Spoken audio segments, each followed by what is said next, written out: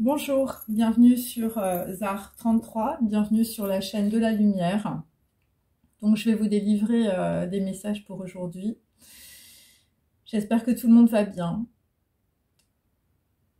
Si vous acceptez d'être un grain de sable dans l'univers, et si vous arrivez à faire un premier pas dans la direction que vous-même avez choisie, vous ferez un grand pas vers la connaissance de vous-même. On est toujours seul face à soi-même. On est devant son miroir, dans sa salle de bain. Pose-toi la question, qui tu es? Qu'est-ce que tu fais dans ta vie? Quels sont les gens qui t'ont trompé ou que tu as trompé? Qu'est-ce que tu n'as pas dit, qui aurait pu tout changer? Où sont tes mensonges? Et où est la lâcheté des autres et ta propre lâcheté? Tu prends conscience que c'était une compète, une grosse compétition, ta vie. Ta vie n'a été qu'une compétition où tu n'as pas su finir la course.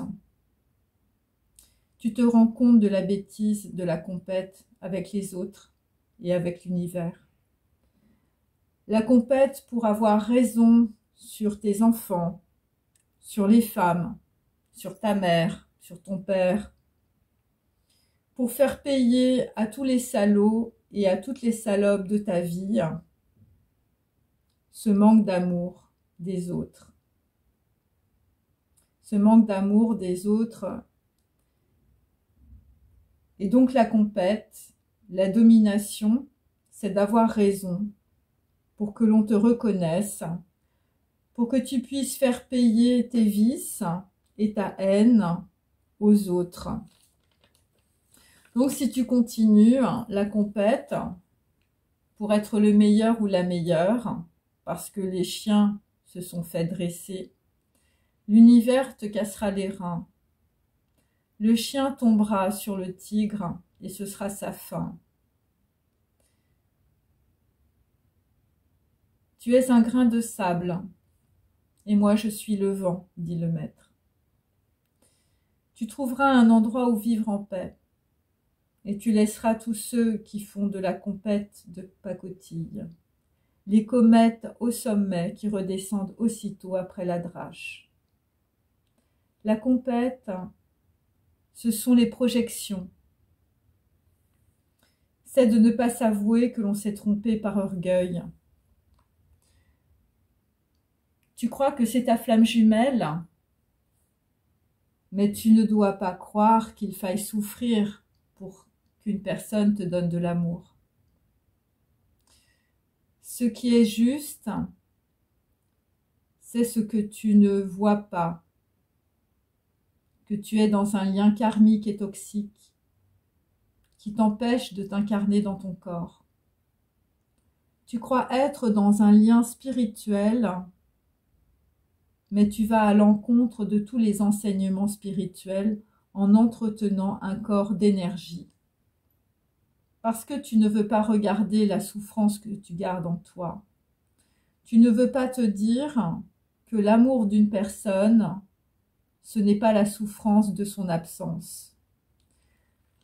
Arrête de croire qu'il y a un lien plus fort que l'autre ou que les autres. Il n'y a personne au-dessus de ta tête. Il n'y a pas de projection d'un lien.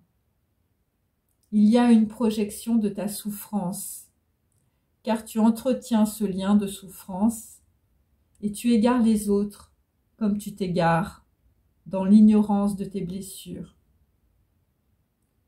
Tu es lâche de ne pas regarder en toi ce qui te fait si mal.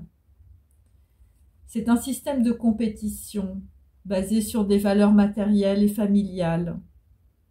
Tu es dans un délire psychologique de reproduction de liens souffrants, abandon, humiliation, rejet. Et tu es lâche de ne pas reconnaître les parties sombres de ta personnalité. Au lieu de regarder ce qui te manque, applique-toi à sacrifier tout ce qui ne va pas dans ta vie. toutes les personnes toxiques, par exemple. Tu n'es pas sur la terre pour souffrir à cause d'un autre ou des autres. Tu es là, présent, pour expérimenter différents niveaux de compassion. Ce sont les 1000 bras du Bouddha, les 1000 façons d'aimer sur la terre et de t'aimer. Laisse entrer la lumière dans ta vie et détourne-toi de la compète avec l'univers. Détourne-toi des situations de soumission et des personnes toxiques. Tu attends peut-être quelqu'un ou un autre, ou tu attends peut-être que les autres changent. Mais les gens toxiques ont un socle généalogique. Ceux qui se sont servis continueront à se servir. Dans l'amour comme dans la haine, rien ne change.